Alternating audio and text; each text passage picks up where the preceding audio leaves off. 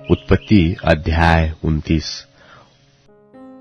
फिर याकूब ने अपना मार्ग लिया और पूर्वियों के देश में आया, और उसने दृष्टि करके क्या देखा कि मैदान में एक कुआं है और उसके पास भेड़ बकरियों के 3 झुंड बैठे हुए हैं, क्योंकि जो पत्थर उस कुएं के मुंह पर धरा था, जिसमें से झुंडों को जल पिलाया जाता था, वह भारी था।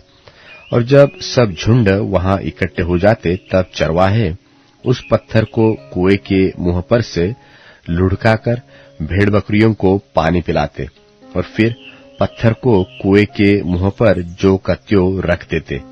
सो याकूब ने चरवाहों से पूछा, हे मेरे भाइयों, तुम कहाँ के हो? उन्होंने कहा, हम हारान के हैं। तब उसने उनसे पूछा, क्या तुम नाहोर के पोते लाबान को जानते हो? उन्होंने कहा, हाँ, हम उसे जानते हैं। फिर उसने उनसे पूछा, क्या वह कुशल से है? उन्होंने कहा, हाँ, कुशल से तो है। और देख, वह उसकी बेटी राहेल भेड़ बकरियों को लिए हुए चली आती है। उसने कहा, देखो, अभी तो दिन बहुत है, पशुओं के इकट्ठे होने का समय नहीं, सो भेड़ बकरियों को जल पिलाकर फिर ले जाकर चराओ। उन्होंने कहा, हम अभी ऐसा नहीं कर सकते।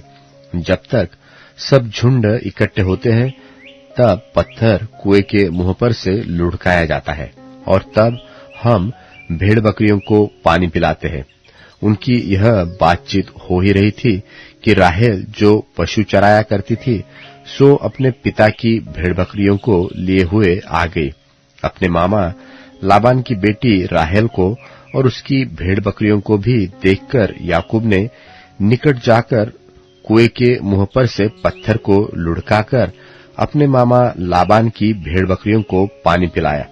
तब याकूब ने राहेल को चूमा और ऊंचे स्वर से रोया। तब याकूब ने राहेल को बता दिया कि मैं तेरा फुफेरा भाई हूं, अर्थात रिबका का पुत्र हूं। तब उसने दौड़ के अपने पिता से कह दिया। अपने भांजे याकूब का समाचार पाते ही लाबान उससे भेंट करने को दौड़ा और उसको गले लगाकर चूमा। फिर अपने घर ले आया और याकूब ने लाबान से अपना सब वृत्तांत विवरण किया। तब लाबान ने याकूब से कहा, तू तो सचमुच मेरी हड्डी और मांस है। सो याकूब 1 महीना भर उसके साथ रहा। तब लाबान ने याकूब से कहा, भाई बंधु होने के कारण तुझसे सेंतमेंत सेवा करना मुझे उचित नहीं है। सो कह, मैं तुझे सेवा के बदले क्या दूं? लाबान के 2 बेटियां थी, जिनमें से बड़ी का नाम लिया और छोटी का राहेल था। लिया के तो धुंधली आंखें थी, पर राहेल रूपवती और सुंदर थी। सो याकूब ने, जो राहेल से प्रीति रखता था, कहा, मैं तेरी छोटी बेटी राहेल के लिए 7 बरस तेरी सेवा करूंगा। लाबान ने कहा, उसे पराये पुरुष को देने से तुझको देना उत्तम होगा, सो मेरे पास रह। सो याकूब ने राहेल के लिए 7 बरस सेवा की, और वे उसको राहेल की प्रीति के कारण थोड़े ही दिनों के बराबर जान पड़े। तब याकूब ने लाबान से कहा, मेरी पत्नी मुझे दे और मैं उसके पास जाऊंगा, क्योंकि मेरा समय पूरा हो गया है। सो लाबान ने उस स्थान के सब मनुष्यों को बुलाकर इकट्ठा किया और उनकी जेवनार की, और सांझ के समय वह अपनी बेटी लिया को याकूब के पास ले गया और वह उसके पास गया, और लाबान ने अपनी बेटी लिया को उसकी लौंडी होने के लिए अपनी लौंडी जिल्पा दी।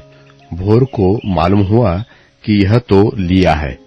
सो उसने लाबान से कहा, यह तूने मुझसे क्या किया है? मैंने तेरे साथ रहकर जो तेरी सेवा की, सो क्या राहेल के लिए नहीं की? फिर तूने मुझसे क्यों ऐसा छल किया है? लाबान ने कहा, हमारे यहाँ ऐसी रीति नहीं कि जेठी से पहले दूसरी का विवाह कर दे। इसका सप्ताह तो पूरा कर, फिर दूसरी भी तुझे उस सेवा के लिए मिलेगी जो तू मेरे साथ रहकर और 7 वर्ष तक करेगा। सो याकूब ने ऐसा ही किया और लिया के सप्ताह को पूरा किया। तब लाबान ने उसे अपनी बेटी राहेल को भी दिया कि वह उसकी पत्नी हो, और लाबान ने अपनी बेटी राहेल की लौंडी होने के लिए अपनी लौंडी बिल्हा को दिया। तब याकूब राहेल के पास भी गया और उसकी प्रीति लिया से अधिक उसी पर हुई, और उसने लाबान के साथ रहकर 7 वर्ष और उसकी सेवा की। जब यहोवा ने देखा कि लिया अप्रिय हुई, तब उसने उसकी कोख खोली, पर राहेल बांझ रही।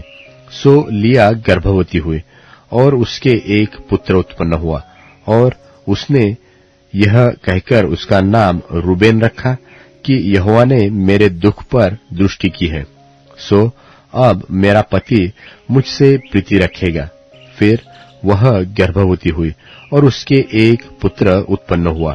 तब उसने यह कहकर कि यह सुनके कि मैं अप्रिय हूं, यहोवा ने मुझे यह भी पुत्र दिया, इसलिए उसने उसका नाम शिमोन रखा। फिर वह गर्भवती हुई और उसके एक पुत्र उत्पन्न हुआ, और उसने कहा, अब की बार तो मेरा पति मुझसे मिल जाएगा, क्योंकि उससे मेरे 3 पुत्र उत्पन्न हुए। इसलिए उसका नाम लेवी रखा गया। और फिर वह गर्भवती हुई और उसके एक और पुत्र उत्पन्न हुआ, और उसने कहा, अब की बार तो मैं यहोवा का धन्यवाद करूंगी। इसलिए उसने उसका नाम यहूदा रखा। तब उसकी कोख बंद हो गई।